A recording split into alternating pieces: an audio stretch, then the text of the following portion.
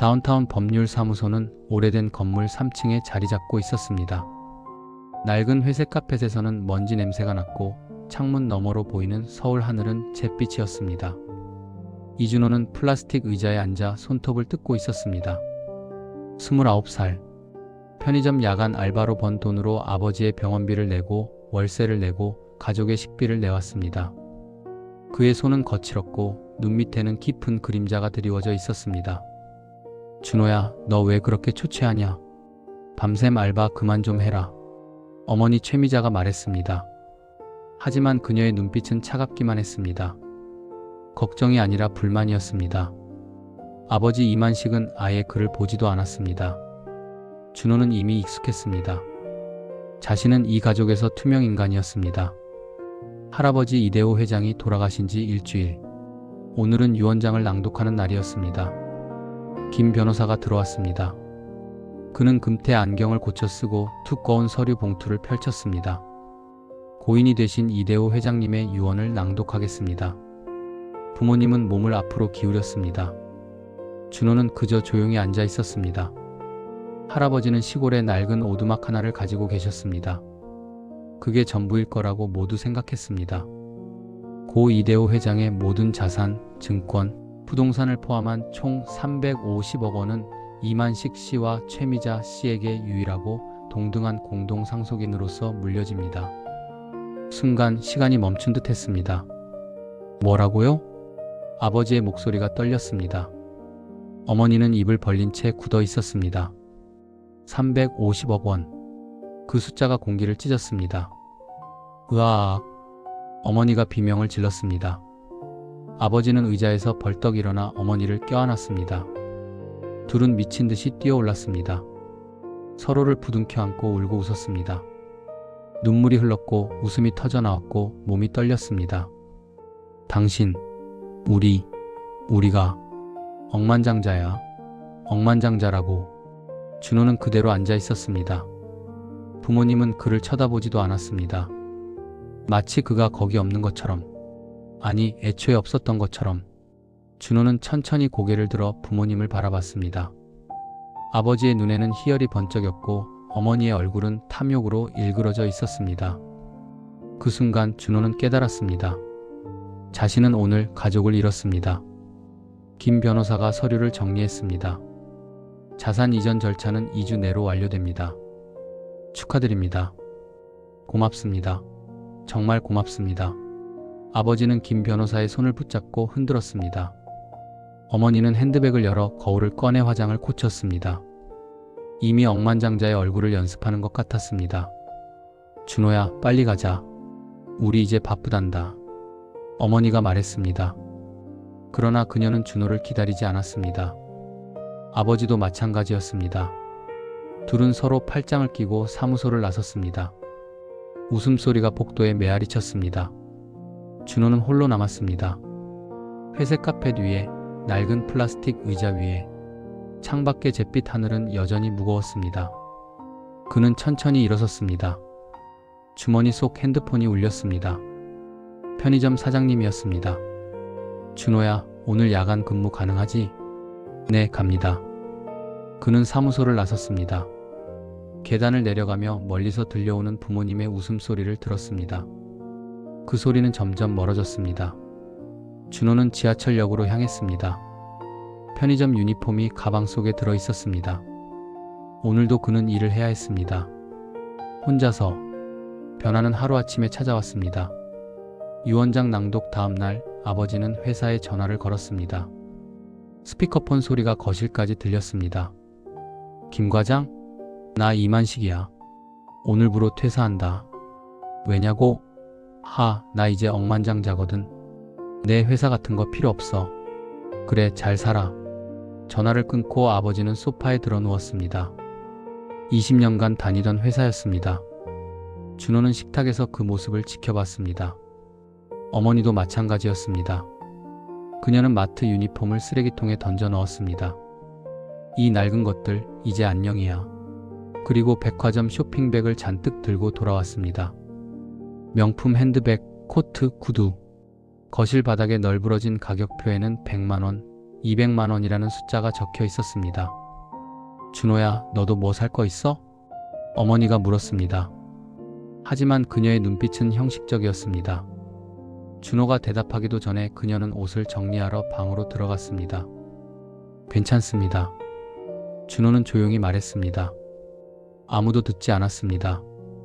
일주일 후 외제차 한 대가 집 앞에 섰습니다. 검은색 세단. 아버지는 차 앞에서 사진을 찍었고 어머니는 SNS에 올렸습니다. 댓글이 쏟아졌습니다. 부러움, 축하, 질투. 부모님은 핸드폰을 보며 웃었습니다. 준호는 여전히 편의점에서 일했습니다. 밤 10시부터 아침 6시까지 삼각김밥을 진열하고 바닥을 닦고 술 취한 손님을 응대했습니다. 월급은 110만 원이었습니다. 그 돈으로 그는 자신의 방 월세와 통신비, 식비를 냈습니다. 어느 날 저녁 준호가 출근 준비를 하고 있었습니다. 어머니가 거실에서 그를 불렀습니다. 준호야, 잠깐만. 그녀는 소파에 앉아 와인잔을 기울이고 있었습니다. 낮부터 마시는 술이었습니다. 편의점 알바는 언제까지 할 거니? 당분간은 해야죠. 푼돈으로 뭘 하겠다고. 우리처럼 좀 여유롭게 살지. 어머니가 웃었습니다. 그러나 그 웃음은 차가웠습니다. 엄마는 일 안 하세요? 일? 왜 해? 돈이 넘쳐나는데? 준호는 아무 말도 하지 않았습니다. 그는 가방을 메고 현관으로 향했습니다. 준호야. 아버지가 불렀습니다. 그는 TV 앞에 앉아 있었습니다. 골프 중계를 보고 있었습니다. 너 이제 29이지. 그런데 아직도 우리 집에 얹혀 살 거야? 네. 독립 좀 해라. 억대 부자 집에 알바생 아들이 있으면 창피하잖아. 아버지는 준호를 보지도 않았습니다. 화면만 바라봤습니다. 준호는 손이 떨렸습니다. 몇 년 동안 아버지의 병원비를 낸 사람이 자신이었습니다. 밤새 일하고 낮에 병원에 가서 간호한 사람이 자신이었습니다. 알겠습니다. 준호는 문을 닫고 나갔습니다. 그로부터 2주일이 지났습니다. 어느 날 밤 준호가 편의점에서 일을 마치고 집에 돌아왔습니다. 새벽 6시, 하늘이 밝아오고 있었습니다. 그런데 대문 앞 잔디밭에 무언가가 쌓여 있었습니다. 그의 짐이었습니다. 낡은 여행 가방, 옷가지, 책 몇 권, 할아버지 사진이 든 액자, 모두 젖은 잔디 위에 아무렇게나 던져져 있었습니다. 이슬이 내려 가방은 축축했습니다. 현관문이 열렸습니다. 아버지가 나왔습니다. 그는 잠옷 차림이었습니다. 짐 다 챙겨놨다. 가져가라. 무슨 말씀이세요? 이제부터 내 인생은 내가 책임져라. 우리 로열 라이프에 너 같은 놈은 필요 없어. 아버지의 목소리는 싸늘했습니다. 준호는 그를 똑바로 바라봤습니다. 제가 뭘 잘못했습니까? 잘못? 없지. 그냥 내가 보기 싫어졌어. 알바나 뛰는 한심한 놈. 우리 집 수준에 안 맞아. 아버지 병원비 누가 냈는데요? 준호의 목소리가 떨렸습니다. 처음으로 소리를 질렀습니다. 아버지는 비웃었습니다. 그게 자랑이야? 그깟 돈 몇 푼. 우린 이제 300억을 가진 사람들이야. 너 같은 거지랑은 다르다고. 현관문이 닫혔습니다. 준호는 홀로 잔디밭에 남았습니다. 이웃집 창문 너머로 누군가 그를 지켜보고 있었습니다. 수군거리는 소리가 들렸습니다. 준호는 무릎을 꿇고 짐을 주웠습니다. 젖은 옷을 가방에 쑤셔 넣었습니다. 할아버지 사진 액자의 유리가 깨져 있었습니다. 그는 조심스럽게 그것을 품에 안았습니다. 그날 그는 역 근처 고시원을 찾았습니다. 2평짜리 방. 창문 하나, 책상 하나, 침대 하나. 벽지는 누렇게 변색되어 있었고 복도에서는 라면 끓는 냄새가 났습니다. 보증금 10만 원, 월세 25만 원. 그는 통장을 거의 비웠습니다. 밤이 되었습니다. 준호는 좁은 침대에 누워 천장을 바라봤습니다. 핸드폰 알림이 울렸습니다. 오늘은 그의 30번째 생일이었습니다. 생일 축하합니다. 생일 축하합니다. 할아버지가 불러주시던 엉터리 축가가 기억났습니다. 박자도 안 맞고 음정도 틀렸지만 할아버지는 웃으며 불러주셨습니다. 그리고 준호의 머리를 쓰다듬으셨습니다. 우리 손자 건강하게만 자라다오. 눈물이 흘렀습니다. 준호는 소리 없이 울었습니다. 고시원 벽은 얇아서 옆방 소리가 다 들렸습니다. 그는 이불로 얼굴을 가렸습니다. 나 혼자 이 세상에 남았구나. 창밖으로 도시의 불빛이 깜빡이었습니다. 세상은 여전히 돌아가고 있었습니다. 하지만 준호의 세계는 멈춰 있었습니다. 그는 모든 것을 잃었습니다. 가족도, 집도, 미래도. 그날 밤 그는 잠들지 못했습니다. 고시원에서의 일주일은 지옥이었습니다. 준호는 편의점 야간 근무를 마치고 돌아오면 침대에 쓰러졌습니다. 잠을 자도 피곤이 풀리지 않았습니다. 꿈속에서도 일을 했습니다. 삼각김밥을 진열하고 바코드를 찍고 손님에게 고개를 숙였습니다. 깨어나면 온몸이 아팠습니다. 밥은 거의 먹지 못했습니다. 편의점 도시락 하나로 하루를 버텼습니다. 몸무게가 빠졌습니다. 거울을 보면 낯선 사람이 서 있었습니다. 눈은 푹 꺼졌고 뺨은 움푹 들어갔습니다. 부모님에게서는 연락이 없었습니다. 준호도 연락하지 않았습니다. 그들은 이미 다른 세상 사람들이었습니다. 어느 날 저녁 준호가 편의점으로 출근하려고 고시원 문을 열었습니다. 복도에 누군가 서 있었습니다. 김 변호사였습니다. 이준호 씨. 그는 검은 정장 차림이었습니다. 금태 안경 너머로 준호를 바라보는 눈빛이 진지했습니다. 어떻게 여길? 찾기 어렵지 않았습니다. 할 말이 있습니다. 김 변호사는 두꺼운 서류 봉투를 들고 있었습니다. 붉은 밀랍 봉인이 찍혀 있었습니다. 지금은 출근 시간이라서요. 오래 걸리지 않습니다.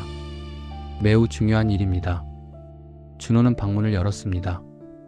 좁은 방. 김 변호사는 책상 앞 의자에 앉았고 준호는 침대 끝에 걸터 앉았습니다. 오늘이 준호 씨의 30번째 생일이죠. 네. 이대호 회장님께서 남기신 유언이 하나 더 있습니다. 준호는 고개를 들었습니다. 김 변호사는 봉투를 열었습니다. 오래된 편지지가 나왔습니다. 떨리는 손글씨로 빼곡하게 적혀 있었습니다. 이 편지는 준호 씨가 30살이 되는 날 직접 전달하라는 회장님의 지시였습니다. 김 변호사가 편지를 건넸습니다. 준호는 손이 떨렸습니다. 할아버지의 필체였습니다. 사랑하는 손자 준호에게. 그 첫 문장을 읽는 순간 눈물이 핑 돌았습니다. 준호는 숨을 깊이 들이마시고 계속 읽었습니다. 너는 지금 많이 힘들겠구나. 내 부모가 너를 어떻게 대할지 나는 알고 있었다. 그래서 이 편지를 남긴다. 내가 남긴 350억 원. 그것은 모두 거짓이다. 준호는 멈췄습니다. 다시 읽었습니다. 거짓?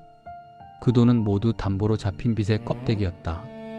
나는 20년 전부터 사업 실패로 빚을 졌고 은행과 채권자들에게 모든 것을 담보로 맡겼다. 겉으로는 350억의 자산이지만 실제로는 빚만 남은 빈 껍데기다. 너의 부모는 탐욕스럽다. 나는 그들에게 마지막 교훈을 주고 싶었다. 돈은 품위를 살 수 없고 탐욕은 결국 그 주인을 잡아먹는다는 것을. 준호는 손이 떨렸습니다. 편지를 계속 읽었습니다. 하지만 너는 달랐다. 너는 내가 아는 가장 선량한 아이였다. 병든 아버지를 돌보고 가족을 위해 밤새 일했다. 아무도 너를 알아주지 않았지만 나는 알고 있었다. 그래서 나는 20년 전부터 준비했다. 내 진짜 재산을 비밀리에 독립된 신탁 계좌에 넣어두었다. 아무도 모르게. 오직 너를 위해서. 1,500억 원. 이 모든 것은 너의 것이다. 준호는 편지를 떨어뜨릴 뻔했습니다. 1,500억? 그는 숫자를 다시 세어봤습니다. 틀림없었습니다. 이 돈으로 너는 자유로워질 수 있다. 내가 원하는 삶을 살아라. 하지만 부탁이 하나 있다. 돈에 지배당하지 마라. 돈은 도구일 뿐이다. 진짜 부는 사랑하는 사람들과 함께하는 시간이다. 너는 행복할 자격이 있다. 너는 내가 자랑스러워하는 손자다. 사랑한다, 준호야. 할아버지가. 편지가 끝났습니다. 준호는 편지를 가슴에 안았습니다. 눈물이 쏟아졌습니다. 소리내어 울었습니다. 김 변호사는 조용히 기다렸습니다. 할아버지. 준호는 떨리는 목소리로 말했습니다. 할아버지는 마지막 순간까지 자신을 지켜주셨습니다. 부모도 친척도 아무도 자신을 돌아보지 않았을 때 할아버지만은 자신을 기억하셨습니다. 회장님께서는 준호 씨를 매우 사랑하셨습니다. 김 변호사가 말했습니다. 그는 또 다른 서류를 꺼냈습니다. 이것은 신탁계좌 양도 서류입니다. 서명하시면 모든 자산이 준호 씨 명의로 이전됩니다. 준호는 서류를 받아들었습니다. 숫자가 적혀 있었습니다. 1,500억 원, 현금, 부동산, 주식 모두 합쳐서. 부모님은 모르시죠? 네, 회장님의 지시였습니다. 아무에게도 알리지 말라고. 준호는 펜을 들었습니다. 손이 떨렸습니다. 서명을 하려다가 멈췄습니다. 제가 이 돈을 받아도 되는 걸까요? 회장님께서는 준호 씨가 가장 합당한 사람이라고 하셨습니다. 이 돈을 현명하게 쓸 유일한 사람이라고. 준호는 깊게 숨을 들이마셨습니다. 그리고 서명했습니다. 이준호. 떨리는 글씨였지만 또렷했습니다. 축하드립니다. 김 변호사가 서류를 정리했습니다. 그는 명함을 꺼내 건넸습니다. 필요한 것이 있으면 언제든 연락 주십시오. 회장님께서 저에게 준호 씨를 도우라고 당부하셨습니다. 감사합니다. 김 변호사가 방을 나갔습니다. 준호는 홀로 남았습니다. 편지를 다시 읽었습니다. 할아버지의 떨리는 손글씨, 사랑한다는 마지막 문장. 창밖으로 석양이 지고 있었습니다. 주황빛이 좁은 방을 물들였습니다. 준호는 할아버지 사진 액자를 꺼냈습니다. 깨진 유리 너머로 할아버지가 웃고 계셨습니다. 할아버지, 제가 잘할 수 있을까요? 대답은 없었습니다. 하지만 준호는 알고 있었습니다. 할아버지는 자신을 믿으셨습니다. 그 믿음이 이 모든 것을 가능하게 했습니다. 준호는 편의점에 전화를 걸었습니다. 사장님, 죄송하지만 오늘 출근 못할 것 같습니다. 아니, 퇴사하겠습니다. 갑자기 왜? 새로운 시작을 하려고요. 전화를 끊었습니다. 준호는 창밖을 바라봤습니다. 도시의 불빛이 하나둘 켜지고 있었습니다. 세상은 여전히 돌아가고 있었습니다. 하지만 이제 그의 세상도 다시 돌아가기 시작했습니다. 그는 편지를 조심스럽게 접어 가슴 주머니에 넣었습니다. 할아버지의 마지막 선물, 돈이 아니라 사랑이었습니다. 준호는 처음으로 미소 지었습니다. 한 달이 지났습니다. 준호는 강남의 깨끗한 아파트로 이사했습니다. 넓은 거실, 햇빛이 들어오는 창문, 따뜻한 침대. 처음으로 편안한 잠을 잤습니다. 하지만 마음은 여전히 무거웠습니다. 그날 오후 전화가 울렸습니다. 모르는 번호였습니다. 여보세요? 준호야. 어머니였습니다. 목소리가 떨리고 있었습니다. 준호야, 엄마야. 제발 좀 도와줘. 준호는 아무 말도 하지 않았습니다. 우리 망했어. 집도 다 날아갔어. 은행에서 빚 갚으라고 난리야. 준호야, 내가 살려줘야 해. 무슨 말씀이세요? 내 할아버지가 너한테 돈을 남겼다며. 우리 들었어. 제발 우리 좀 도와줘. 준호는 천천히 숨을 내쉬었습니다. 어디서 만날까요? 집으로 와. 아니, 우리 집 아니야 이제. 내 아파트로 갈게. 전화가 끊어졌습니다. 준호는 창밖을 바라봤습니다. 서울 시내가 내려다 보였습니다. 그는 알고 있었습니다. 이 만남이 마지막이 될 거라는 것을. 2시간 후 초인종이 울렸습니다. 문을 열자 부모님이 서 있었습니다. 명품 코트는 사라졌습니다. 낡은 점퍼를 입고 있었습니다. 아버지의 얼굴은 수척했고 어머니의 머리는 헝클어져 있었습니다. 들어오세요. 준호가 말했습니다. 부모님은 거실로 들어왔습니다. 깨끗한 소파, 큰 TV, 정돈된 공간. 어머니가 주위를 둘러봤습니다. 여기 좋네. 앉으세요. 준호가 차를 내왔습니다. 부모님은 소파에 앉았습니다. 어색한 침묵이 흘렀습니다. 준호야.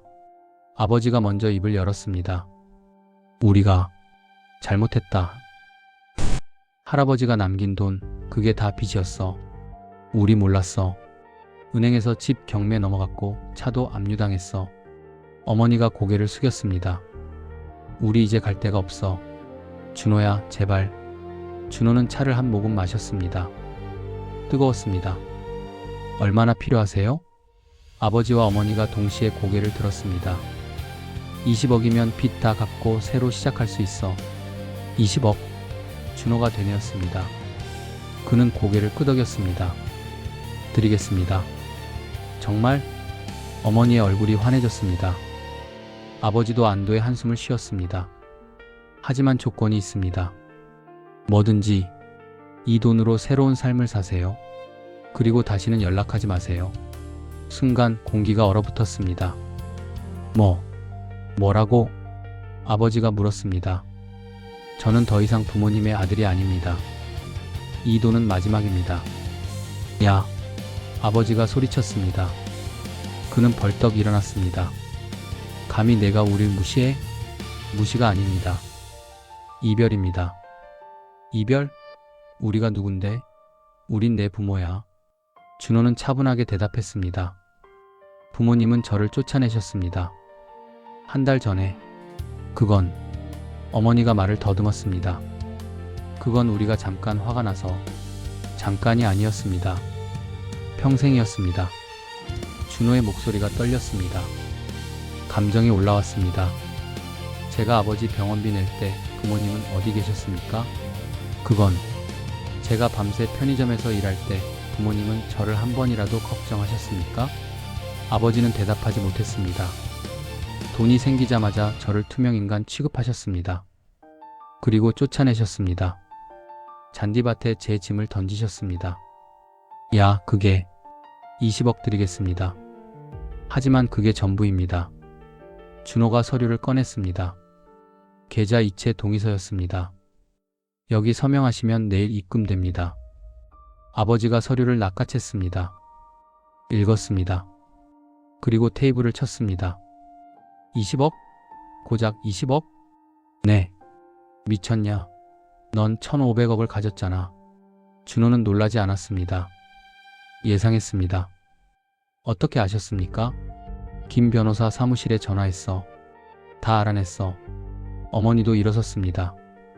준호야, 1,500억이면 우리 다 잘 살 수 있어. 왜 20억만 주려고 해? 부모님께 필요한 돈은 20억입니다. 빚 갚고 새 출발하실 수 있습니다. 닥쳐. 아버지가 소리쳤습니다. 당장 1,000억을 내놔. 아니면 고소할 거야. 무슨 명목으로요? 부양 의무 불이행. 효도 안 한 죄. 뭐든지 만들어낼 수 있어. 준호는 천천히 일어났습니다. 그는 부모님을 똑바로 바라봤습니다. 고소하세요. 법정에서 봅시다. 제가 지난 몇 년간 들인 병원비, 생활비, 영수증 다 있습니다. 그리고 부모님이 저를 쫓아낸 날 이웃이 다 봤습니다. 아버지의 얼굴이 붉어졌습니다. 이 배은망덕한 놈. 배은망덕? 준호의 목소리가 커졌습니다. 처음이었습니다. 감정이 폭발했습니다. 제가 뭘 배신했습니까?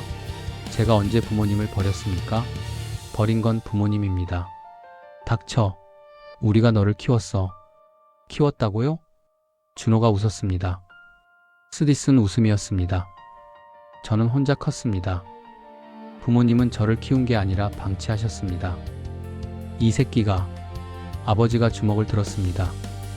준호는 피하지 않았습니다. 그러나 주먹은 내려오지 않았습니다. 아버지의 손이 떨렸습니다. 나가세요. 준호가 말했습니다. 20억 필요하시면 서명하세요. 아니면 그냥 가세요. 너. 어머니가 울먹였습니다. 넌 내 부모를 이렇게 버리는 괴물이야. 너 혼자 1,500억 톡 차지하려는 괴물. 네. 준호가 대답했습니다. 저는 괴물입니다. 부모님이 그렇게 만드셨으니까. 너 후회할 거야. 아버지가 고함쳤습니다. 우리 친척들한테 다 말할 거야. 내가 얼마나 나쁜 놈인지. 그러세요. 준호가 문을 열었습니다. 나가세요. 다시는 오지 마세요. 부모님은 서류를 집어들고 나갔습니다. 서명은 하지 않았습니다. 어머니가 돌아봤습니다. 준호야, 넌 정말. 안녕히 가세요. 문이 닫혔습니다. 준호는 그대로 서 있었습니다. 다리가 후들거렸습니다. 소파에 주저앉았습니다. 손이 떨렸습니다. 눈물이 났습니다. 분노도 슬픔도 후회도 뒤섞인 눈물이었습니다. 그는 소리내어 울었습니다. 끝났어.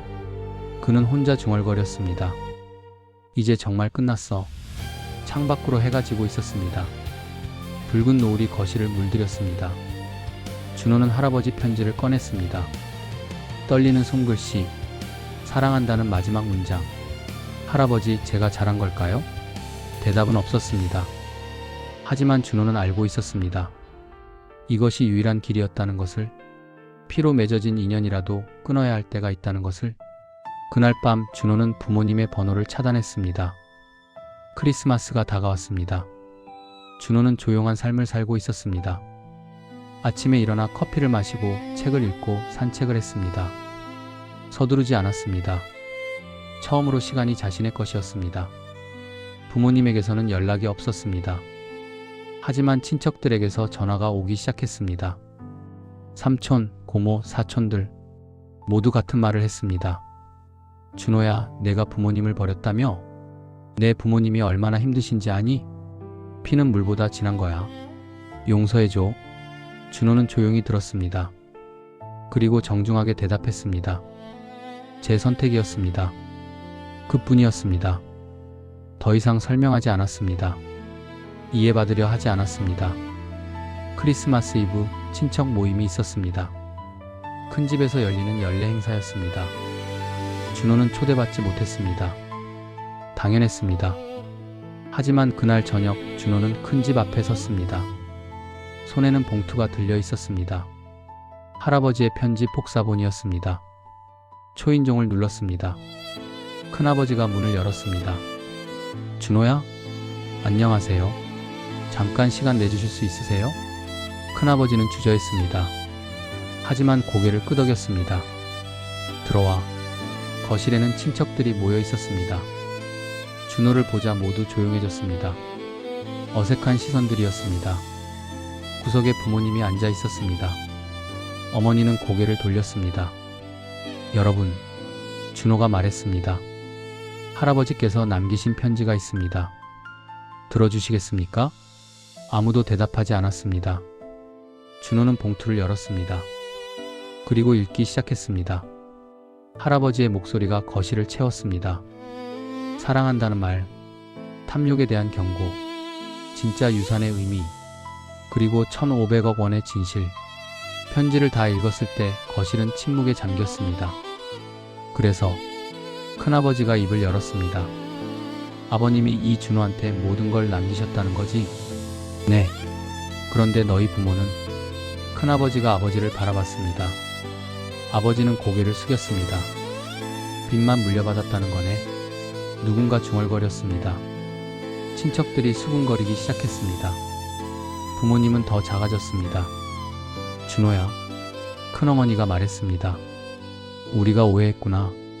미안하다. 괜찮습니다. 내 부모님이 우리한테 너를 나쁘게 말했어. 우린 그걸 믿었고. 준호는 고개를 끄덕였습니다. 이해합니다. 사촌 누나가 다가왔습니다. 준호야, 고생 많았지? 그녀의 눈에 눈물이 맺혔습니다. 준호는 처음으로 미소 지었습니다. 이제 괜찮습니다. 친척들이 하나둘 다가왔습니다. 악수를 청했습니다. 사과했습니다. 준호는 모두 받아들였습니다. 용서는 자신을 위한 것이었습니다. 부모님은 끝까지 구석에 앉아 있었습니다. 준호는 그들을 바라봤습니다. 더 이상 분노도 슬픔도 느껴지지 않았습니다. 그저 낯선 사람들이었습니다. 준호는 조용히 집을 나섰습니다. 봄이 왔습니다. 준호는 할아버지의 유산으로 회사를 세웠습니다. IT 스타트업, 이름은 데오테크였습니다. 사무실 입구에는 할아버지 사진이 걸려 있었습니다. 회사는 천천히 성장했습니다. 준호는 서두르지 않았습니다. 직원들을 가족처럼 대했습니다. 야근을 강요하지 않았습니다. 제대로 된 월급을 주었습니다.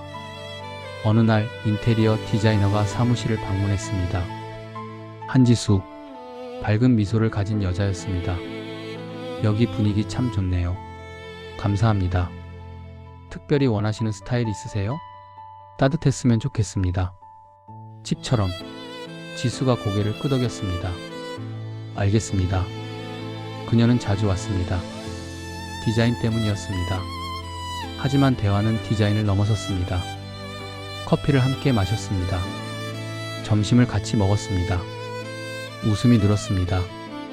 1년 후 준호는 청혼했습니다. 소박한 레스토랑에서였습니다. 저와 함께 해주시겠습니까? 지수는 눈물을 흘리며 고개를 끄덕였습니다. 네. 결혼식은 작았습니다. 친척들과 친구들만 초대했습니다. 부모님은 오지 않았습니다. 준호는 괜찮았습니다. 또 1년 후 아들이 태어났습니다. 이름은 태양이었습니다. 태양이, 준호가 아기를 안으며 말했습니다. 너는 사랑받을 거야. 무조건적으로. 지수가 미소 지었습니다. 당신 좋은 아빠가 될 거예요. 준호는 아이를 바라봤습니다. 작고 따뜻한 생명. 그는 다짐했습니다. 자신의 부모님처럼 살지 않겠다고. 아이를 존중하고 사랑하고 지지하겠다고. 그해 가을 준호는 이데오 장학재단을 설립했습니다. 어려운 환경의 학생들을 돕는 재단이었습니다. 학비, 생활비, 책값 모두 지원했습니다. 조건은 하나였습니다. 친절하게 살 것. 첫 장학생 수여식 날 준호는 학생들 앞에 섰습니다. 여러분은 혼자가 아닙니다. 그의 목소리는 따뜻했습니다. 제가 여러분과 함께 하겠습니다. 할아버지께서 저와 함께 하셨듯이. 학생들이 박수 쳤습니다. 준호는 할아버지를 생각했습니다. 이것이 진짜 유산이었습니다. 돈이 아니라 사랑이었습니다. 겨울이 왔습니다. 준호는 지수와 태양이를 데리고 묘지를 찾았습니다. 할아버지의 묘소였습니다. 흰 국화를 놓았습니다. 묘비에는 문구가 새겨져 있었습니다. 친절하게 살아라. 그것으로 충분하다. 준호는 무릎을 꿇었습니다. 태양이를 안고 있었습니다. 할아버지, 저 왔어요. 바람이 불었습니다. 나뭇잎이 흩날렸습니다. 저 이제 행복합니다. 할아버지 덕분에. 지수가 옆에 섰습니다. 그녀의 손이 준호의 어깨를 감쌌습니다. 고마웠어요, 할아버지. 태양이가 웃었습니다. 해맑은 웃음이었습니다. 준호는 아이를 꼭 안았습니다. 할아버지, 약속할게요. 저는 부모님처럼 살지 않을 거예요. 태양이한테 사랑이 뭔지 가르쳐 줄 거예요. 묘비는 대답하지 않았습니다. 하지만 준호는 알고 있었습니다. 할아버지가 미소 짓고 계시다는 것을. 그들은 한참을 그곳에 있었습니다. 가족이 함께, 따뜻하게. 해가 지고 있었습니다. 하늘이 주황빛으로 물들었습니다. 묘지는 고요했습니다. 평화로웠습니다. 준호는 일어섰습니다. 지수의 손을 잡았습니다. 태양이는 여전히 웃고 있었습니다. 가자. 그들은 천천히 걸었습니다. 뒤를 돌아보지 않았습니다. 앞만 보았습니다. 새로운 삶이 기다리고 있었습니다. 사랑이 가득한 삶이. 준호는 더 이상 혼자가 아니었습니다. 그는 마침내 집을 찾았습니다. 피가 아니라 사랑으로 맺어진 집을. 차가운 문 앞에 서 있었습니다. 태양이가 손을 뻗어 준호의 볼을 만졌습니다. 작고 따뜻한 손이었습니다. 준호는 웃었습니다. 아빠가 너를 지켜줄게. 지수가 그의 손을 꼭 쥐었습니다. 우리가 함께해요. 그들은 집으로 돌아갔습니다. 눈이 내리기 시작했습니다. 하얀 눈송이가 하늘에서 내려왔습니다. 세상이 조용히 덮여갔습니다. 준호의 삶도 그랬습니다. 상처 위에 치유가 내렸습니다. 분노 위에 평화가 쌓였습니다. 외로움 위에 사랑이 자리 잡았습니다. 할아버지의 유산은 계속되었습니다. 돈이 아니라 마음으로, 탐욕이 아니라 친절로, 미움이 아니라 사랑으로. 그것으로 충분했습니다.